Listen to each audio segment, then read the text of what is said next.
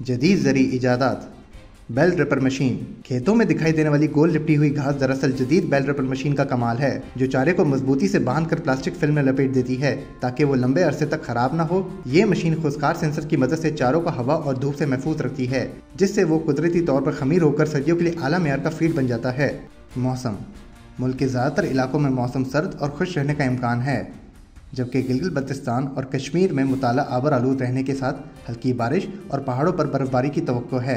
बलाई खैबर पख्तूनख्वा में जज़ुई बादल छाए रहेंगे और पंजाब और खैबर पख्तूनख्वा के मैदानी इलाकों में सुबह और रात के वक्त स्मोक या हल्की धुंध पड़ सकती है। पाकिस्तान के दीगर शहरों में अगले हफ्ते के मुमकिन दर्जा हरारत ये रहने के इम्कानात हैं।